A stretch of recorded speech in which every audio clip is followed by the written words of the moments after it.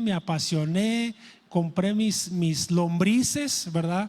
Artificiales y mis lombrices naturales, mi caña de pescar. Es increíble a pescar. Cuando tiras la caña de pescar, el hilo, y esperas a que el pescado empiece a tironear, ¿verdad? El cable, y es tan emocionante una vez que sientes el jalón, ¿verdad? De la caña, y empiezas ahí hombre, estoy sacando casi una ballena, yo creo, y sale el pescadito, ¿verdad? Uy, con el dolor del corazón. Si es que eres cristiano, lo quitas y lo vuelves a lanzar otra vez, pues que crezca de perdido unos 20 centímetros, ¿verdad? Porque si no, es un pecado comerte un pescadito tan pequeño, pero es emocionante. Yo creo que sería bueno que si Dios está llamando, también podemos ser pescadores de hombres. Y vamos a hablar ahorita un poquito más acerca de eso. Dios nos está llamando a ti y a mí. Dios quiere que nosotros respondamos a ese llamado que nos está haciendo desde hace muchos años. Mira, vamos a hablar un poquito acerca del discípulo. El discípulo era prácticamente como un esclavo. A cambio de la enseñanza que recibía, prestaba un servicio en todas las necesidades de su maestro. Lo único que lo distinguía de un esclavo era que no estaba obligado a lavar los pies de su maestro. En todo lo demás no había mucha diferencia. Y vaya que Jesús en una ocasión incluso se pone el manto y empieza a lavar los pies de los discípulos. Fíjate qué enseñanza de su maestro, que aunque los discípulos no estaban obligados, y creo que no lo hacían, Jesús, por eso es tan importante cuando vemos esa historia, que él mismo se ciñe la toalla y empieza a lavar los pies de los discípulos, diciéndoles: miren, así se hace. Qué enseñanza del maestro, qué gran ejemplo pues para estos discípulos. Y eso era pues un discípulo. Dios quiere que nosotros seamos discípulos de él. Pero incluso a sus discípulos en una ocasión les llamó amigos. Dice Juan 15,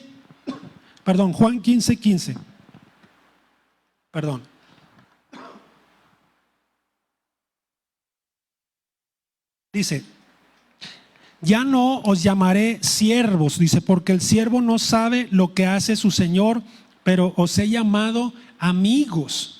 Fíjate cómo vamos a ir viendo cómo va subiendo el nivel Jesús. Eran sus discípulos, él era el maestro al cual ellos tenían que pues seguir las indicaciones según lo que se escuchaba. Ahorita quiero hablar un poquito acerca de los maestros que había en ese tiempo. Y él ahora dice: ya no quiero que me llamen pues maestro, ya no quiero llamarles siervos. Dice, porque el siervo no sabe lo que hace su señor.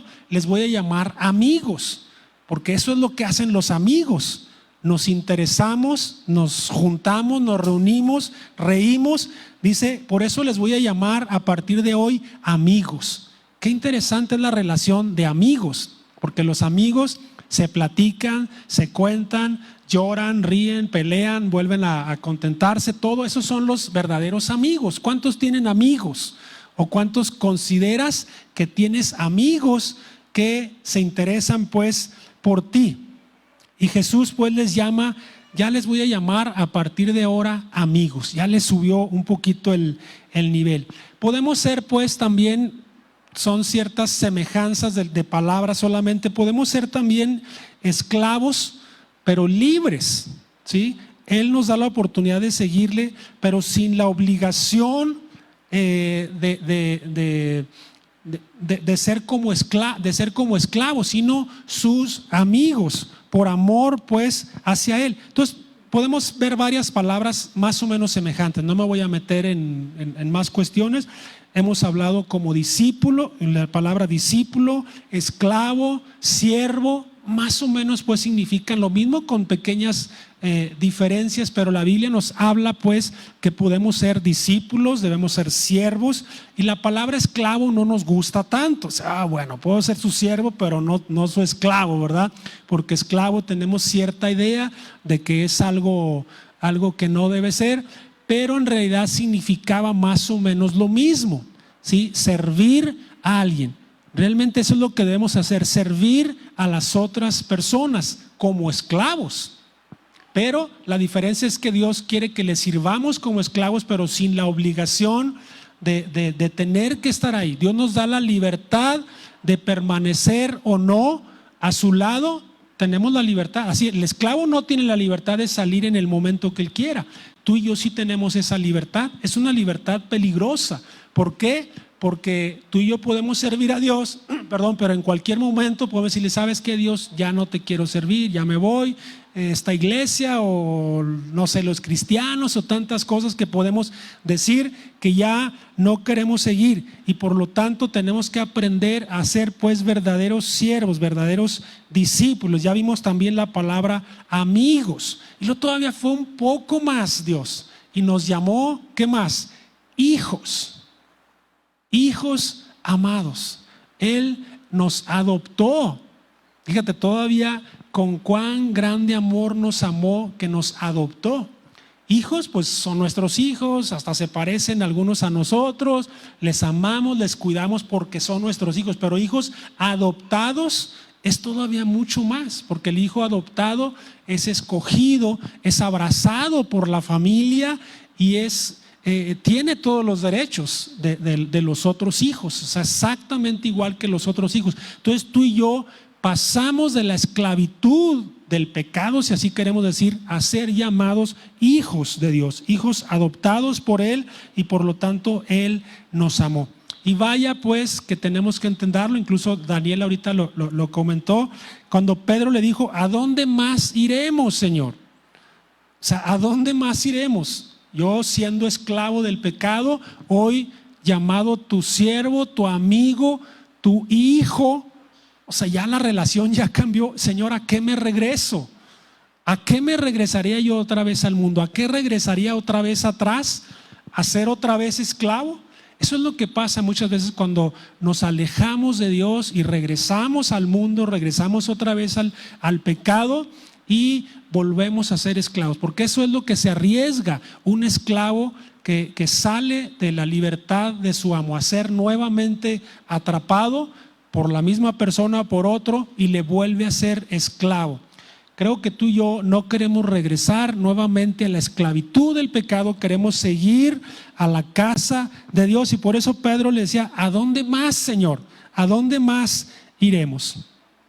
Era común pues que en esos tiempos los maestros tuvieran sus discípulos. No era algo nuevo que de repente a Jesús se le ocurrió tener sus discípulos y yo voy a ser el maestro. Era algo común que sucedía en esos tiempos. De hecho, algunos años atrás, incluso durante ese tiempo de Jesús, había maestros y había discípulos. El mismo Juan el Bautista tenía también sus propios discípulos. De hecho, uno de los discípulos de Jesús era también o fue discípulo de Juan el Bautista. Tenían pues sus seguidores o sus discípulos. Y qué más decir de los filósofos griegos: Sócrates, Platón, Aristóteles, entre muchos otros. Era muy común, sobre todo en esa área de Grecia, en ese tiempo, que tuvieran maestros que de repente salían con mucha sabiduría, y algunos de ellos quizás sí la tenían, y tenían sus seguidores,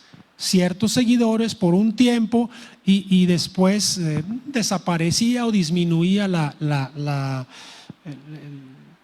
fama pues de ellos, y iban cambiando constantemente. Por eso cuando Jesús se sabía que era un maestro y tenía a sus discípulos, pues algunos decían: pues tú déjalos, no hay problema, al rato se va a terminar la fiebre, ¿verdad? Por esta moda de este Jesús, y se va a acabar. Y vaya que no acabó hasta el día de hoy.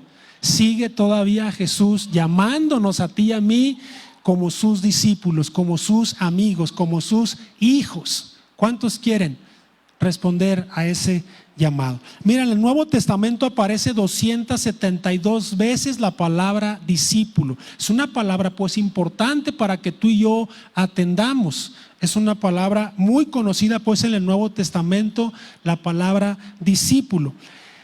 Jesús fue un maestro diferente. ¿Qué diferente había de otros maestros? Que quizás otros maestros pues sí compartían su sabiduría, quizás tenían ciertos seguidores, pero Jesús era un maestro que amaba, se interesaba por sus discípulos. Quizás otros maestros sí tenían sabiduría, pero no les interesaba la vida personal de los discípulos.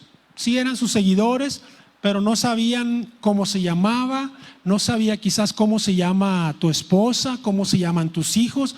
El buen maestro se interesa por toda la vida personal de los discípulos. Entonces es importante que si tú tienes seguidores y tú te interesas por una persona, dile: oye, ¿cómo estás el día de hoy? ¿Cómo te sientes? Oye, ¿cómo se llaman tus hijas?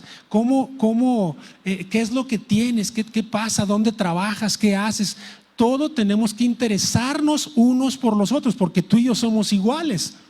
Tú y yo somos a la vez discípulos unos de los otros, somos amigos unos de los otros, somos hermanos, y por lo tanto tenemos que interesarnos, porque Dios se interesa en ti y en mí. Dios quiere que tú y yo seamos pues sus hijos.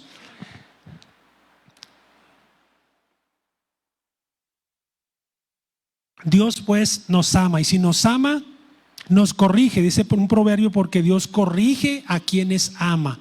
Dios los corrige a quienes ama, y Él nos ama y quiere pues corregirnos. Hay un verso, Lucas 6:13, dice: cuando era de día, cuando era de día llamó a sus discípulos y escogió a 12 de ellos, a los cuales también llamó apóstoles. Ok. Es necesario pues pasar por el discipulado antes de ser maestros, ¿sí? O aquí dice apóstoles incluso. Incluso hay un dicho que dice que el discípulo supera al maestro, pero no necesariamente, o no siempre es igual. A veces sí, qué bueno que el discípulo supere al maestro, pero depende que el discípulo sea un buen discípulo. Hay alguien, tú dices: bueno, pues yo le doy clases de música, no sé, a un alumno, y el alumno puede ser muy bueno y te puede superar, pero si el alumno no atiende a todo lo que el maestro le está enseñando, quizás no llegue a superarlo. Pero habla pues que incluso en este verso les llamó también apóstoles. Hoy día muchos se hacen llamar apóstol por el nombre, ¿verdad? Que creen que significa. Lo único que significa es que es enviado. Pero bueno, no me voy a meter en ese asunto, pero dice que incluso les llamó apóstoles. Son conocidos como los 12 apóstoles, los 12 discípulos. Y yo quiero ver varios personajes, cómo es que fueron llamados en la Biblia. Hay muchos, pero quiero meterme en 2 o 3, y luego al último quiero darte un pequeño cierre, qué tipo de llamado, o cómo vamos a responder a ese llamado tú y yo. Algunos ejemplos en la Biblia. Por ejemplo, está Abraham. ¿Qué le dijo Dios a Abraham? Le dijo: vete de tu tierra y tu parentela a la tierra que yo te mostraré. ¿Qué llamado le hace Dios a Abraham? Mira, ahí está, ahí puse, no sé si alcancen a ver un poquito rápidamente, se me olvidó mi apuntador, pero ahí Avi me va a tratar de ayudar. Taré era el papá de Abraham, de Nacor y de Harán. Ahí lo puse un poquito más en azul, Abraham, porque incluso se llamaba Abraham y después su nombre fue cambiado a Abraham. O sea, se llamaba padre o papá y fue cambiado a papá de muchos hijos. O sea, ahora tenía muchos hijos. Abraham, pues sabemos la línea que tuvo a un hijo que se llamaba Isaac, y por ahí tuvo un pequeño desliz que se llamaba Ismael, ¿sí? Pero la línea realmente correcta era Isaac. Nacor, por su parte, tuvo un hijo que se llamaba Betuel, y Harán tuvo un hijo que se llamaba Lot. Pero para no meternos mucho en la historia, Harán se muere muy joven y Lot queda muy joven. Entonces tú conoces la historia, que Abraham se lleva a su hijo Lot y se van a vivir a otro lugar, ¿sí? Por eso la historia de Abraham y Lot. Pero mientras tanto Betuel se queda ahí en esa tierra y tiene 2 hijos, una mujer llamada Rebeca y un hijo llamado Labán. Me faltaron por ahí unas flechas. Ok. Isaac tiene después 2 hijos, uno llamado Esaú y otro llamado Jacob. También la historia está muy interesante, que Jacob después su nombre fue cambiado a Israel. Labán tiene 2 hijas, ahí me faltaron las flechas. Raquel y Lea son hijas de Labán. Y Jacob después viene y se quiere casar con Raquel, pero Labán muy mañosamente le da primero a su hermana, que se llamaba Lea, y trabaja otros 7 años, 14 años por Raquel. O sea, Jacob tuvo a Lea y a Raquel, pero Raquel no podía tener hijos. Lea empieza a tener hijos a Rubén, Simeón, Leví, Judá, y luego ya dejó de tener hijos. Y Lea mientras tanto molestaba a Raquel. No le haga mucho caso a las flechas, ahí se movieron. Y Silpa era sierva de Lea. Como dejó de tener hijos Lea le dio a Silpa y tuvo otros 2, Gad y Aser. Y luego Dios se acordó, dice otra vez, de Lea. No me voy a meter en el significado de cada uno de los nombres. Como dice el dicho, no hay quinto malo, ¿verdad? Y tuvo a Isaacar, y luego después tuvo a Zabulón, y tuve por ahí otra hija que no aparece ahí, que se llamaba Dina. Mientras al fin Raquel le dijo: oye, pues como yo no puedo tener hijos, también tengo mi sierva. Le da a Bilha, y Bilha tiene 2 hijos, Dan y Neftalí. Dios se acuerda al último, pues, se acuerda al fin de Raquel, y tiene un hijo que se llamó José. Y ya se vio muy grave, pues, Raquel después del segundo embarazo, y muere, pero nace Benjamín en el embarazo. O sea, nace Benjamín, y José tiene 2 hijos que son Efraín y Manasés. Cuéntale, de ahí salen pues las 12 tribus. Yo taché por ahí a José, porque no hay una tribu de José, sino que de José salió 2 tribus, que fue Efraín y Manasés. Nos quedan todavía 13. Taché también otro que es Leví, que eran conocidos como los levitas, y ellos estaban repartidos en todas las tribus. Ok, ¿qué sucede? De un llamado, de la obediencia a un llamado, vete de tu tierra y tu parentela, nace toda una nación tan grande, tan bendecida por Dios hasta el día de hoy. Qué increíble que por un solo llamado a una persona, cuando Dios le llama a Abraham: hey, sígueme, deja tu tierra, deja tu parentela, deja la comodidad, deja tu ciudad y vete. ¿A dónde, Señor? No, pues a la tierra que yo te voy a mostrar. Imagínate que Dios te diga: toma a tu esposa, toma a tus hijos y sal de Durango. Mi Durango querido, ¿verdad? Yo le he contado que cuando yo regreso de viaje y llego a Celulósicos y veo toda la contaminación de Durango, digo: ay, qué hermoso es Durango, ¿verdad? De veras, me gusta regresar a Durango, digo, a mi casa. Por mucho que hayamos ido a la playa, a un hotel más bonito, con cama muy cómoda, llegas a tu casa quizás con tu cama extendida que dejaste cuando saliste corriendo deprisa, pero dices: ay, mi cama, qué a gusto, mi baño, ¿verdad? Donde te puedes meter tranquilamente, a gusto. Bueno, extrañamos, ¿verdad?, casa. Y Abraham pues sale de esa comodidad a otra tierra. Qué increíble pues cuando podemos responder a un llamado de Dios. Otro personaje, Noé.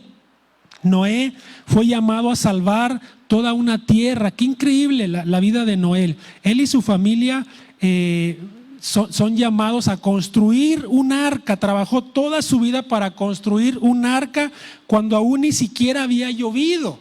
Se expuso a las burlas de los vecinos. Imagínate las risas, las carcajadas que darían de Noé cuando él: ¿qué estás haciendo? ¿Una casa o qué? No tiene ni techo. No, es un barco, ¿verdad? ¿Cómo que un barco? Si aquí no hay mar, estás en medio de la tierra. No, es que va a llover. Y va, no, llover, pues si nunca había llovido. Las nubes solamente eran como una especie de neblina, y se burlaban de él toda su vida. Por muchos años él estuvo construyendo un arca, y al fin Noé salva pues a la humanidad. Él y su familia, 8 personas, vuelven a iniciar nuevamente la tierra. No quedó nadie excepto él y su familia, y vuelven a poblar la tierra por el pecado que había en ese entonces. Entonces Dios llama pues a hombres justos como Noé. Otro personaje quizás fue Moisés, llamado a libertar a su pueblo de la esclavitud de Egipto. Fue un gran líder para los israelitas. Se enfrentó a Faraón por causa de este pueblo que ni conocía casi. No tengo tiempo de explicarte toda la historia, pero Moisés fue llamado a libertarlos, a sacar de Egipto a un pueblo que se rebelaba a cada paso. Sí, me sorprende este pueblo de Israel, cómo se rebelaba en todo momento, y Moisés ahí estaba llevándolos a la tierra prometida. Mientras en una ocasión, mientras él sube al monte a orar, el pueblo construye un becerro de oro. Híjole, qué pueblo tan desobediente, ¿verdad? Pero ahí está Moisés delante de Dios rogando por este pueblo. Anhelaban comer carne y no querían más que maná del cielo. Bueno, las vio difíciles, las vio negras Moisés, pero ahí está respondiendo al llamado de Dios. Quizás el llamado que tú y yo tengamos, no todo va a ser, como dicen, miel sobre hojuelas, no todo va a estar parejito, va a tener sus dificultades, pero créeme que el final del llamado, el responder al llamado, tiene sus grandes beneficios, porque tú y yo podemos responder. Otro personaje más, Pablo, a pesar de perseguir a los cristianos, él odiaba a los cristianos, mataba a algunos cristianos. Dios lo llama para mostrar su gracia en esos tiempos después de Cristo hacia los primeros cristianos. Pablo escribió gran parte de lo que hoy tú y yo tenemos en el Nuevo Testamento, y pone el ejemplo de revelación del plan de Dios para la humanidad. Pablo, a pesar de que no había convivido como uno de los discípulos de Jesús, fue llamado también uno de los apóstoles de Jesús, y tuvo una gran revelación porque él conocía la palabra de Dios, pero no conocía a Dios. Esa es la gran diferencia. Cuando Dios nos llama, preparados o sin preparar, Dios quiere prepararnos de una manera que tú y yo vayamos llevando luz en medio de la oscuridad. Y Pablo, pues, camino a Damasco, fue tirado de su mula en la cual iba por una luz del cielo, y le dice: Saulo, Saulo, ¿por qué me persigues? Bueno, sigue diciendo ahí: dura cosa te es dar cosas contra el aguijón. Y a partir de ahí Pablo se dispone a servir a Dios, a servir a ese Jesús al cual él estaba persiguiendo, a esos cristianos, dispuesto a entregar su vida por los creyentes. Quiero enfocarme pues ahora en otro personaje, que aquí es donde la esencia de lo que queremos ver. Ok, unos minutos más. Gedeón. Hay un verso de Gedeón en Jueces capítulo 17 versículo 6, dice: en aquellos días no había rey en Israel, cada uno hacía lo que bien le parecía. Este verso incluso se repite en 2 o 3 ocasiones ahí mismo en el libro de Jueces, y era más o menos lo que estaba sucediendo en ese entonces. Y Dios llama a un personaje, a un hombre que se llamaba Gedeón. Imagínate una nación, un pueblo donde cada uno hacía lo que bien le parecía. ¿Te suena algo así? Cada quien haga lo que le parezca, ¿verdad? Si yo les dijera: a ver, cada quien haga lo que le parezca, pues algunos se sentarían en el piso. Bueno, cada quien haría lo que quisiera. Algunos se suben: oye, yo tengo frío, apágale; oye, yo tengo calor, préndele; oye, bájale al micrófono; oye, no sé, un borlote que se haría cuando hacemos cada quien lo que nos parece. Así estaba, y Dios llama a un hombre que se llamaba Gedeón. En Jueces capítulo 6, el versículo 2, hice algunos cortes ahí, solamente unas pequeñas frases que puse ahí. Dice: los hijos de Israel, a causa de los madianitas, se hicieron cuevas en los montes y cavernas y lugares fortificados. Dice: y esos madianitas destruían los frutos de la tierra y no dejaban que comer, ni ovejas, ni bueyes, ni asnos. Subían ellos y sus ganados y venían con sus tiendas en grande multitud como langostas. Ellos y sus camellos eran innumerables. Así venían a la tierra para devastarla. De este modo empobrecía Israel en gran manera. Jueces se caracteriza por eso. Cada vez que el pueblo de Israel se alejaba de Dios, había un opresor, había unos enemigos que se imponían sobre ellos y empezaban a castigarles, a imponerles impuestos, a matarles, a hacerles esclavos, y en esta ocasión no era la excepción.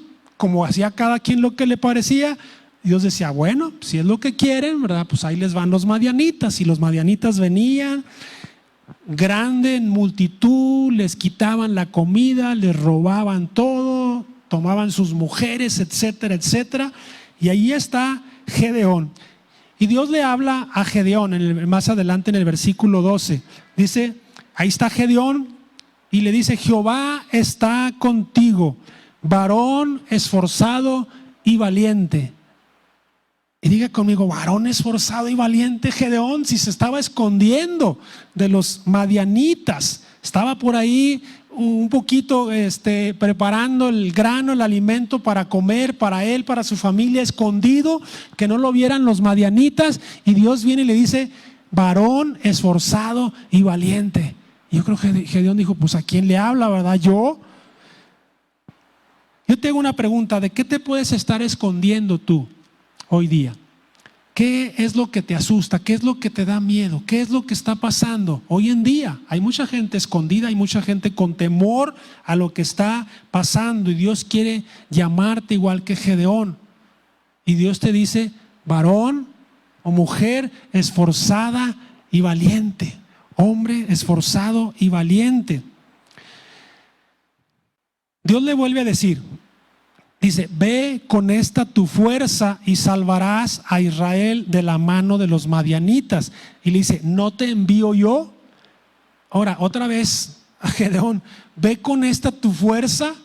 Gedeón ni conocido era, ni siquiera era un líder que dijera, pues con todos los seguidores que tienes. No, y Gedeón se lo dice, oye, yo soy pobre, soy el menor de mi casa. O sea, no tengo, ve dónde están mis seguidores, no hay ni uno.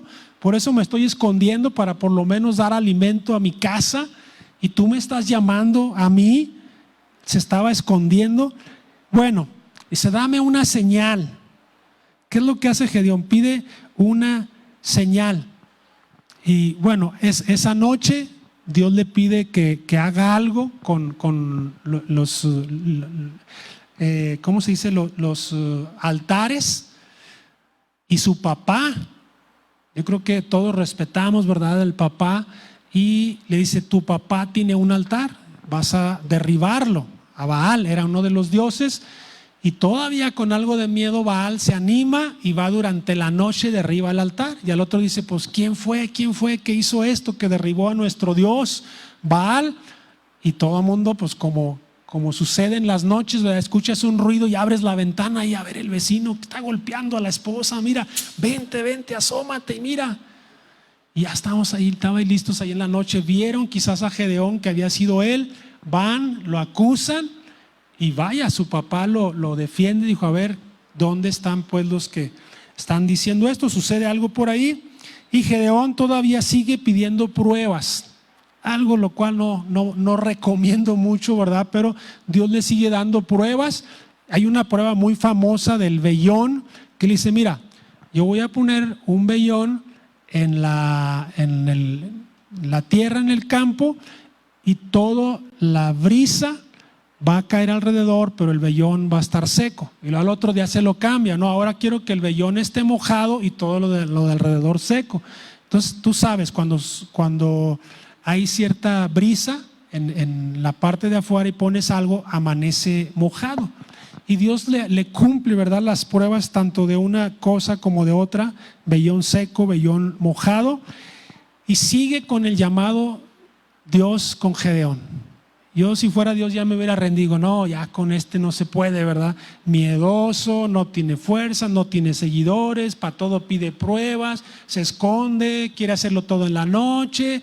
Y Dios dice, todavía sigue insistiendo que en Gedeón, y al fin Gedeón lo entiende, ok, ya Señor, ya entendí, y responde al llamado y cita o hace gala de su liderazgo y llama a muchas personas y les dice, quien tema y se estremezca, madrugue y devuélvase desde el monte de Galaad y se devolvieron de los del pueblo 22,000 y quedaron 10,000. O sea, 32,000 personas respondieron al llamado de Gedeón, creyeron en lo que Gedeón estaba hablando. Vaya que cuando tú y yo somos llamados, Dios trae a las personas, Dios llama a las personas, Dios trae seguidores. De esos 22,000 quedaron 10,000 que no tuvieron miedo, que no se estremecieron, y otra vez durante la noche tenían buen maestro, ¿verdad? Se regresaron. Yo siempre imagino, me da risa eso, durante la noche levantándose 22,000 personas. Si cuando en la casa se levanta una persona en la noche, todo el ruido que hace, que ya se tropezó, que ya tiró el agua, que ya quebró por ahí algo, ya nos despertó. Y 10,000, yo creo que esos 10,000 ahí estaban como que dudando si se levantaban o no, todo el ruidajo que haría de levantar las cobijas, ponerse las sandalias, etcétera, etcétera, y se regresan 22,000 y quedan 10,000.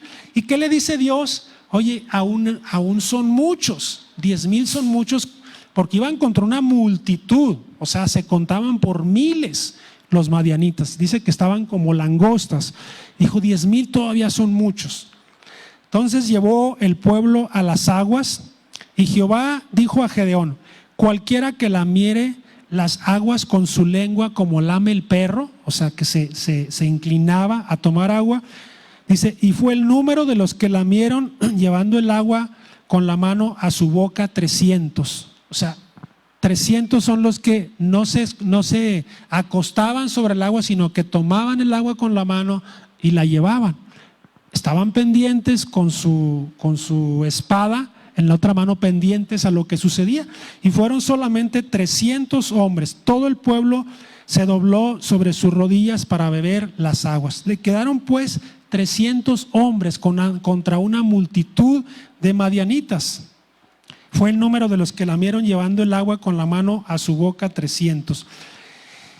Ok, hasta ahí sigue la historia, como Gedeón realmente de esos 300 dijo, bueno, pues no hay mucho que hacer, 100 se va a ir por un lado, 100 se va a ir por otro, 100 por otro. Y bueno, hizo ahí una serie de que Dios le dijo cómo lo iba a hacer, con trompetas, con teas ardiendo, no la descubran hasta que lleguemos ahí, y van a escondidas otra vez a ver qué estaba sucediendo en el campamento, y algunos, o una persona por lo menos, estaba contando un sueño. ¿Cuántos han tenido sueños cuando cenan mucho? Yo creo que así sucedió, y este hombre, yo creo que tenía ciertas pesadillas y soñó un pan grandote, ¿verdad?, de cebada, así como aquella alberca que tenemos allá, un pan grandote, y venía rodando sobre el campamento y pum, y se nos mataba a todos. Y uy, de seguro es Gedeón, van a venir con todo el ejército, porque eran conocidos como buenos peleadores los israelitas. Dijo, no, nos van a destruir. Entonces ya tenían miedo. Y cuando ven esas luces en la noche, que de repente venían 100 por aquí, 100 por allá, ellos pensaban que eran miles y miles de personas, y sacan sus espadas y se empiezan a matar entre ellos. Estoy contando la historia así muy, muy a grandes rasgos. Dios está llamando a esos Gedeones en esta generación. Dios nos está llamando a ti y a mí. ¿Cuáles son los pretextos que podemos poner? Tú puedes decir, es que yo soy muy viejo. Caleb tenía 80 años y Caleb corrió de su tierra que a él le tocó a los hijos de Anac. Los hijos de Anac eran primos hermanos carnales de Goliat, ese gigante que medía más de 2 metros. Y un hombre con 80 años corre a estos hijos de Anac. Bueno, soy muy joven. Pues apenas tengo 15, 16 años, apenas estoy muy joven. Muchos reyes fueron llamados muy jóvenes, David entre ellos y muchos otros. Hay muchos ejemplos en la Biblia que jovencitos fueron llamados. Bueno, pero no sé hablar. Moisés era tartamudo. Varios personajes que podemos ver también, ya no tenemos tiempo, no sabían hablar. Gedeón quizás entre ellos. Bueno, no tengo dinero, o no tengo en qué ir, etcétera. Podemos buscar 1000 pretextos para no responder al llamado, pero Dios quiere llamarnos con lo que tenemos. A la familia que que tú y yo pertenecemos, Dios quiere llamarnos. Y les decía, hay un verso en Lucas 10:2, dice, y les decía, la mies a la verdad es mucha, mas los obreros pocos. Por tanto, dice, rogad al Señor de la mies que envíe obreros a su mies.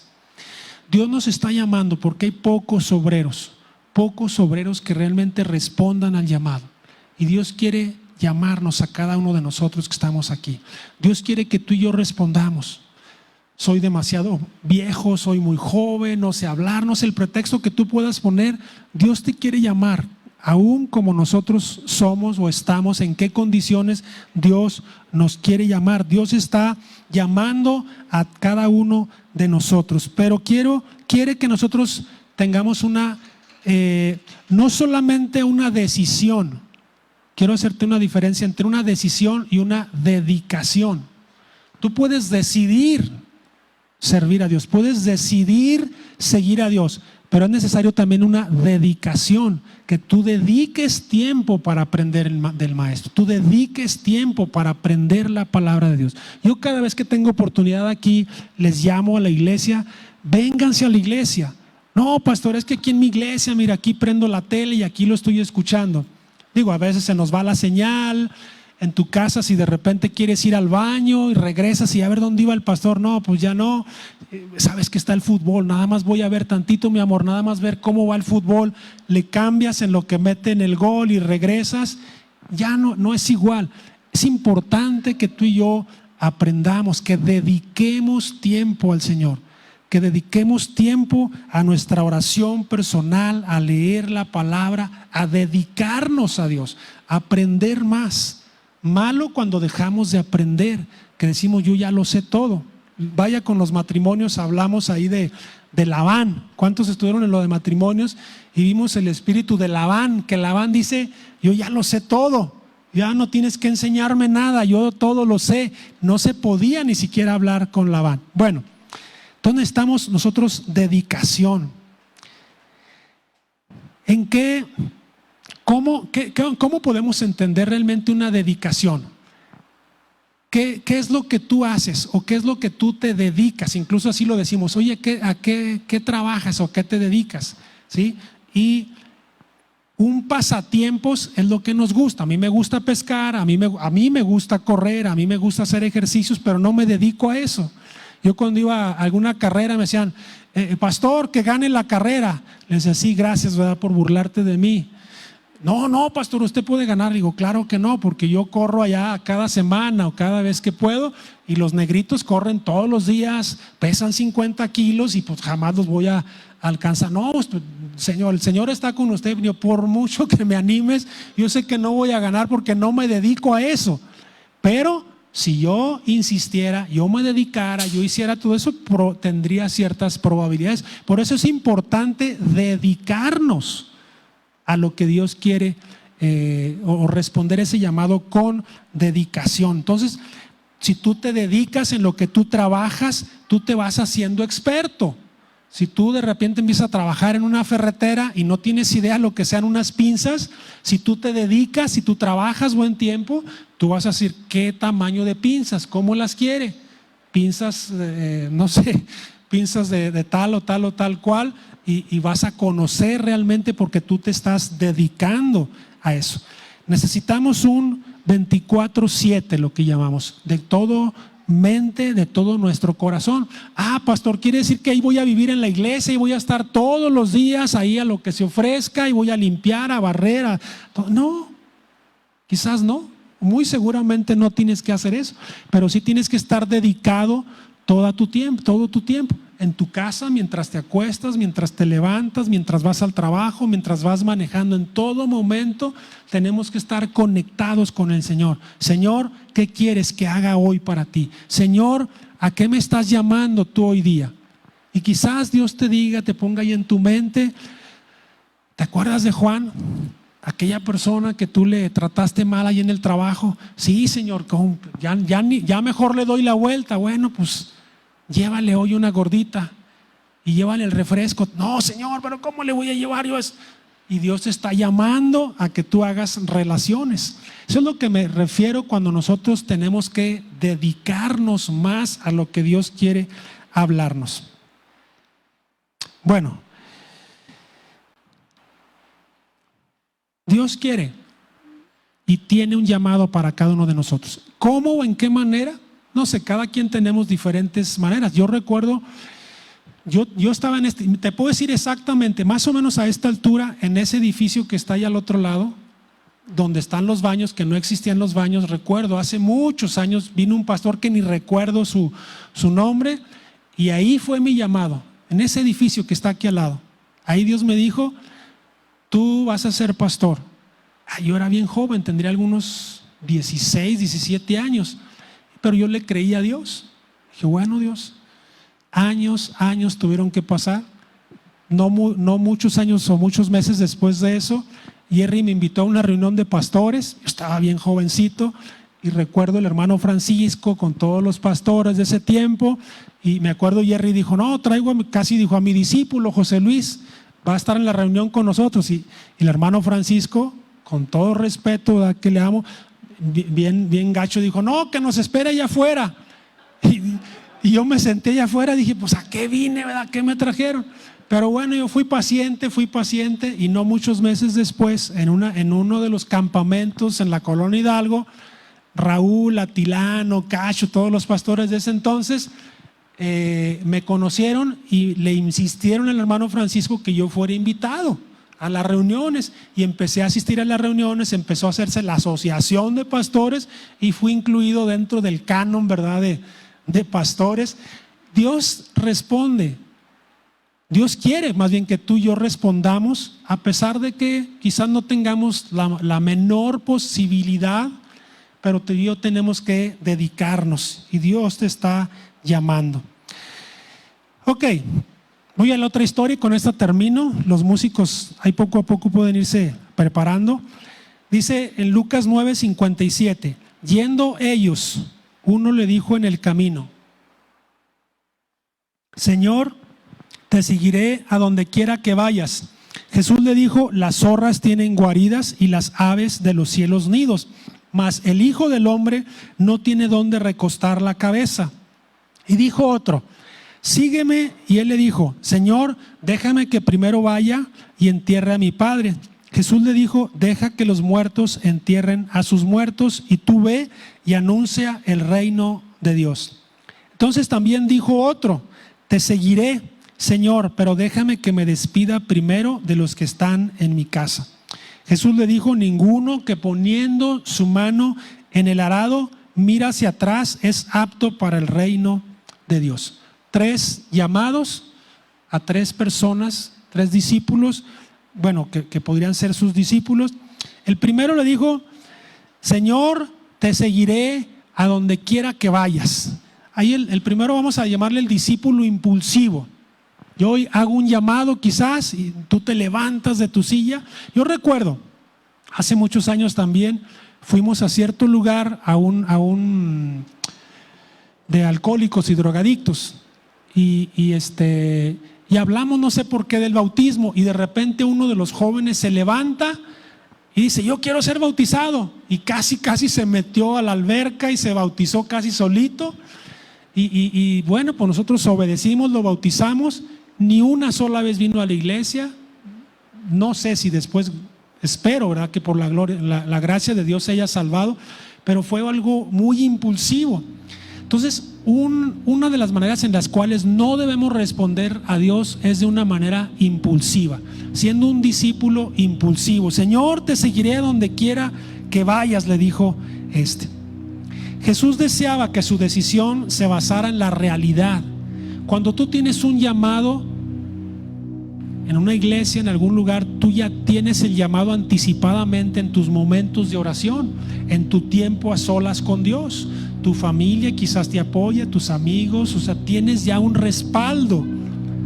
Jesús lo desafía a costear el costo de ser un discípulo. Tiene su costo, tiene su precio. Jesús le hace ver que no van a estar llegando a los mejores lugares, a los mejores hoteles de ese momento, 5 estrellas, porque le dice: las zorras tienen guaridas, las aves tienen cielos, pero el Hijo del Hombre no tiene dónde recostar la cabeza. Si te animas, órale, vamos a dormir donde nos caiga la noche. No vamos a llevar la almohada, las cobijas, ahí donde nos llegue la noche, y vamos a dormir. ¿Estás listo? Ay, Señor, pues déjame la pienso otro poquito más. Es importante no ser impulsivos y arrepentirse en el camino, como aquellos que iban con Gedeón. Esos 32,000, había 22,000 impulsivos que dijeron: sí, Gedeón, vamos.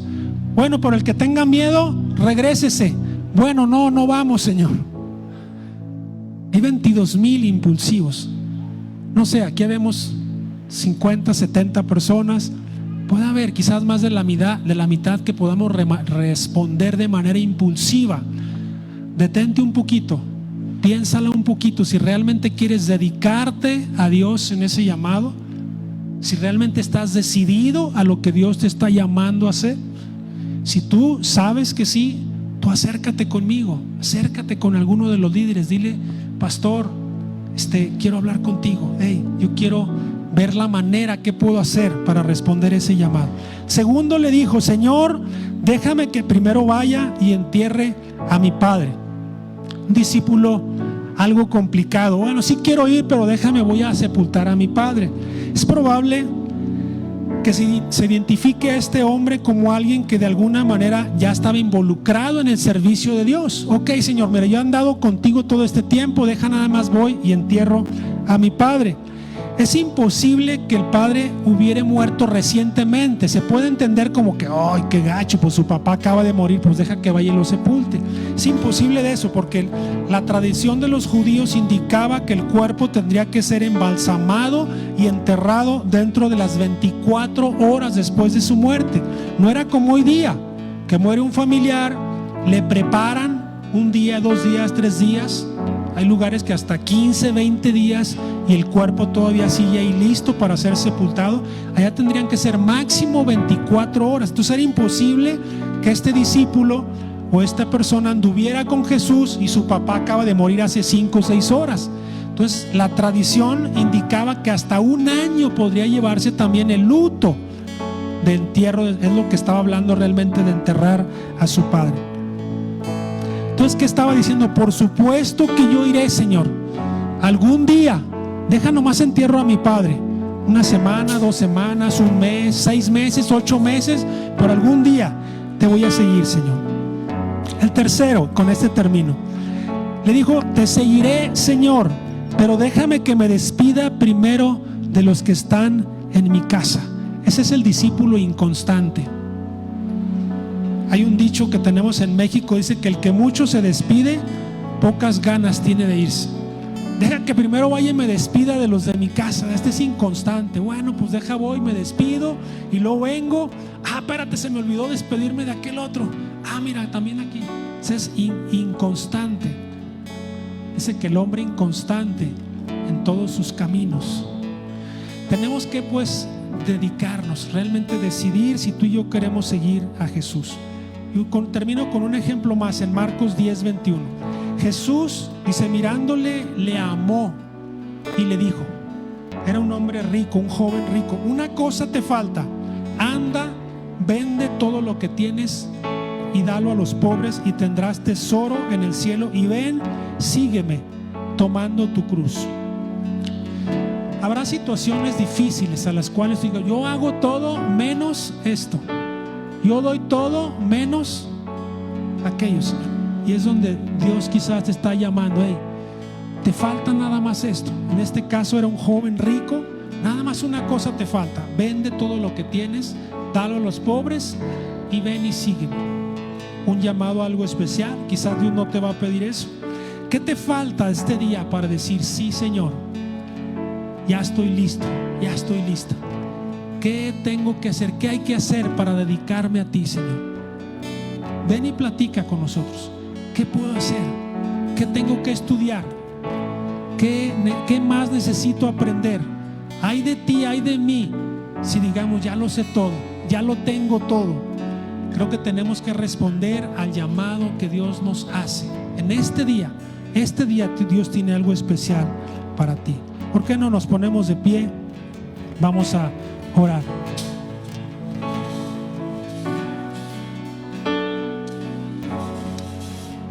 Si tú estás interesado en el llamado que Dios te hace en este día, yo te pido que ahí donde estás inclines tu cabeza, si gustas hacerlo, si gustas cerrar tus ojos, levantar tus manos, como tú quieras hacerlo, de una manera que tú estés cómodo. Y tú reflexiona y piensa dentro de ti. ¿Realmente quieres responder? Y dite a ti mismo: ¿realmente quiero responder a este llamado que Dios me está haciendo? Y tú empieza a orar en esta hora. Dile: Señor, aquí está mi vida, Señor. No sé si tú lo quieres hacer de pie, si tú quieres ponerte sobre tus rodillas. Dile: Señor, aquí estoy, Señor. Yo quiero ser ese llamado. Yo quiero responder a ese llamado que tú tienes para mí. Yo te invito, hombre, que tú estás aquí, si tú quieres responder ese llamado junto con tu familia, dile: yo y mi casa serviremos a Dios, como dijo Josué. Aquí estoy. Gracias por ese llamado que tú me haces. Gracias porque yo quiero decirte: sí, Señor, aquí estoy. Sí, Señor, yo quiero ser llamado por ti. Dios, gracias porque tú estás tocando personas. Gracias porque tú estás llamando a personas. Tú estás tocando corazones que están respondiendo y diciendo: sí, Señor, yo quiero ser llamado. Sí, Señor, yo quiero ser tocado por ti en esta hora. Gracias, Dios. Gracias, Señor. Gracias, Señor. Mira, Señor, nuestros corazones. Mira, Señor, nuestras vidas. Aquí estamos con lo que tengamos, lo que tú tienes. Aquel niño solamente traía unos pocos panes, unos cuantos peces, pero lo ofreció. Dile: Señor, aquí está lo que yo tengo, yo te lo ofrezco, Señor. Quizás es poca cosa, pero yo te lo ofrezco, Señor. Yo quiero ser llamado por ti, Dios. Amén, amén, Señor. Gracias, gracias.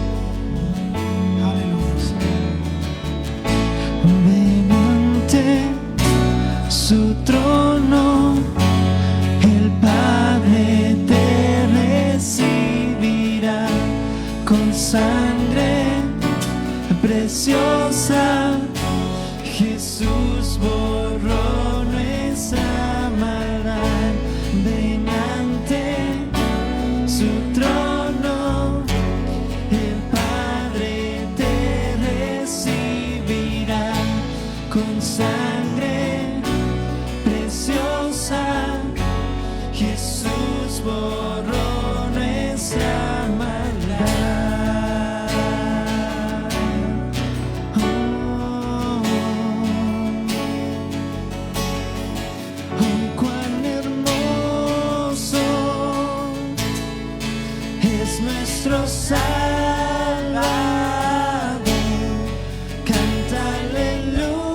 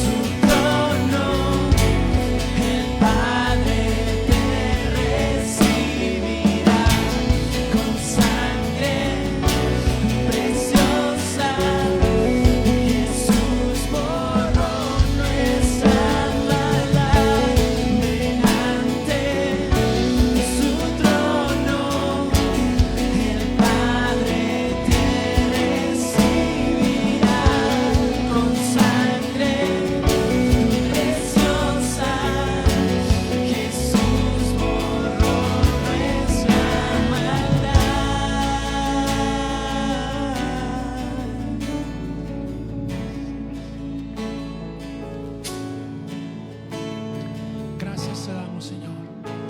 Que le das gracias. Levanta tus manos unos segundos más. Dile: Dios, gracias. Yo sabía, Señor, que tú me llamabas. Yo sabía, Señor, que tú en un momento me ibas a escoger, Señor. Gracias, Señor, porque tú nos has escogido. Gracias porque tú pusiste tu mirada en mí, Señor. Mira aquí, Señor, muchos de nosotros que respondemos a tu llamado. Dile: Dios, sí, Señor, yo respondo a ti, Señor. Yo estoy listo, Señor. Sí, Señor, ¿qué quieres que yo haga? Dile: Señor, gracias. Gracias porque tú me estás llamando. Y pídele ahí por tu familia. Quizás tú vengas solo, sola. Dile: Señor, yo te pido por mi pareja, yo te pido por mi familia, yo te pido por mis hijos. Quizás dile: yo te pido por mis papás también. Hay algunos jóvenes que quizás sus papás no están aquí. Dile: Señor, yo creo, díselo de todo corazón, que tú tienes tu mirada puesta en mis papás. Señor, confío en ti, Señor. Dios, gracias porque tú estás llamando familias. Gracias porque tú estás llamando hombres y mujeres que quieran dedicarse a ti, Señor. Gracias porque tú llamas a los jóvenes, Padre. Gracias te doy, Señor. Gracias porque tú estás haciendo grandes cosas con los niños, Padre. Amén. Amén. Dios es bueno, Dios es grande, ¿verdad? Aleluya. Tenga un bendecido fin de semana, domingo casi terminando. Tenga un excelente día. Dios le bendiga. Estamos despedidos. Amén. Aleluya. Gracias, Dios.